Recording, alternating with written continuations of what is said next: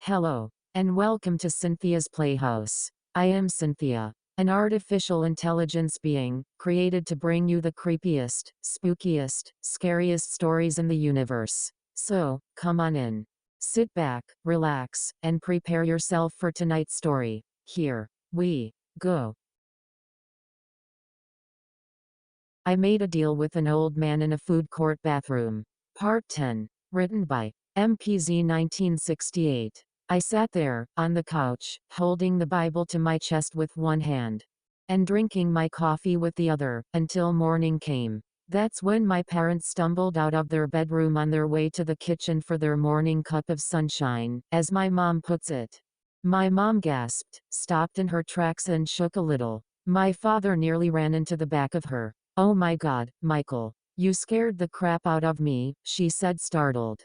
"What are you doing on the couch, and why do you have the Bible?" My father mumbled something incoherent, then yawned. He is definitely not a morning person. Anyway, I stood up, placing the Bible on the coffee table as well as my coffee cup. I put a coaster underneath it first, so it wouldn't mess up the table. "I'm sorry for scaring you, Mom," I said. "But, Mom, Dad, we need to talk." I decided at that very moment to tell them both the truth, the whole truth, and nothing but the truth. "So help me God, Michael, what's wrong?" My mom said, concerned as she walked towards me, placing her right hand on my left cheek. My dad then mumbled something that sounded like coffee. We all agreed and made our way to the kitchen. Mom put on a pot of coffee while Dad and I sat at the table. I twiddled my thumbs, and looked around nervously. I couldn't figure out if my father was giving me his "I need coffee" stare, or his infamous Clint Eastwood High Plains Drifter stare. My mom joined us soon after. "Okay, Michael, what's going on?" she asked. "Well, you see. Do you remember last Saturday when I went to the mall, and I was wearing that jacket that you don't really like me wearing?" I asked. "Yes," she replied. "Well," I started, "coffee's done." "Let's get a cup first," I said. We had a very fast brewing coffee maker. Anyway, we all got our coffee and then I spent the next 45 minutes telling them everything. Everything from the old man in the bathroom to selling my soul. From my trip to hell to the number on my arm and what it meant. By the way, it read 2550. The church, the car, the guitar, the band, my bandmates being dead but somehow still being alive, throwing my stuff in the river, and getting it all back the next day, Susan, Tommy, the cops, and that fucked up tree. Every little thing, I told them. Complete disclosure. My mom stared at me, mouth open wide, in complete shock. My dad still stared at me with that crazy look. After a few seconds my mom said, "Are you on drugs, Michael?" "No, you're not on drugs, you're possessed. I'm calling Father Thomas, he'll know what to do." She got up quickly from the table and ran to the phone. "Mom, I'm not on drugs and I'm not possessed," I yelled. "But you can get anything you want just by asking for it, right son?" My father finally spoke coherently. "Yes, Dad," I answered. "Mary, put down the phone," he said. "But Gerald," my mom replied. "Mary, put down the phone," my father said more sternly. My mother put down the phone and came back to the table. "Okay son, I'll believe you if you can do what you say you can do."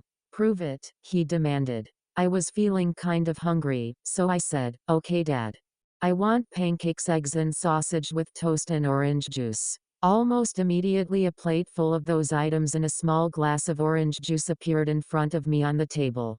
My parents just stared at each other. "No fucking way," my dad exclaimed. "Gerald." "Language," my mom responded. Yeah, my dad said. "That's pretty good. Can you get me a raise at work?" he asked. "What?" I responded shockingly. "Yeah, and I want one of those little Shih Tzu dogs. I've always wanted one." My mom said, smiling. I shook my head in shock.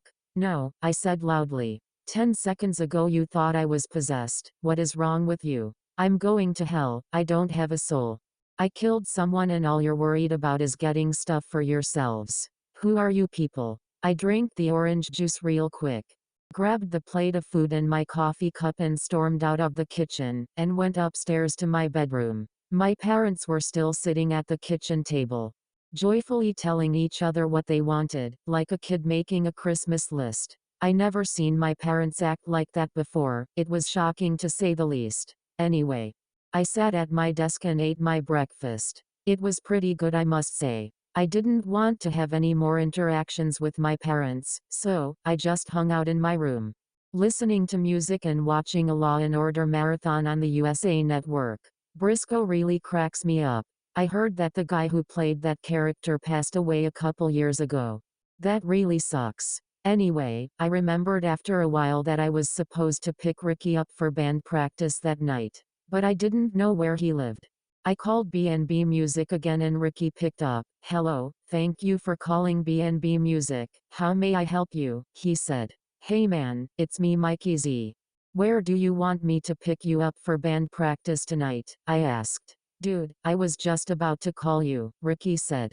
"I remembered your number from when the old man had me call you from hell.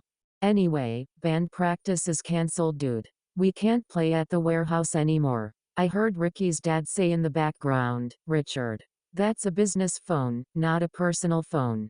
Make it quick, boy." "Okay, Pop," he replied. "You still there, man?" Ricky asked. "Yeah, I'm here," I answered. Anyway, Ricky started. "Steven came by the store earlier this morning and told me his parents threw an absolute shit fit when he showed up at their house after being dead for 2 days.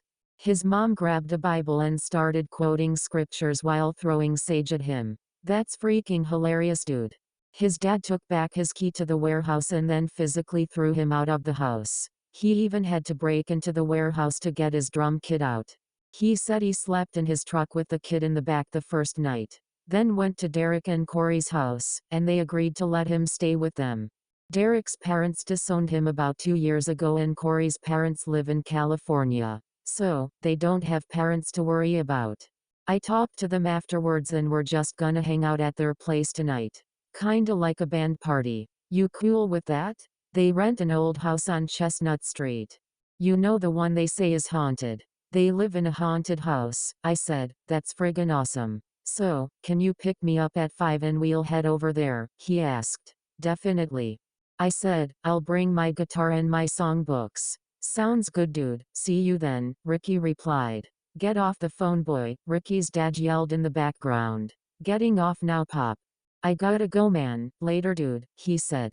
"Later," I replied. We hung up the phones. It was about 1:30 at that point. Now, I've never been one for clutter or mess. I never leave dirty dishes, cups, silverware, empty soda bottles, fast food containers, things like that, just laying around, and I still don't for that matter. Anyway, I decided to take my plate, my fork and my coffee cup down to the kitchen. I hoped that my parents were done acting like greedy little children, and I could get in the kitchen, put my stuff in the sink and get back up to my room. It did not work out that way. Now, before I tell you what happened, let me explain the layout of our house a little bit.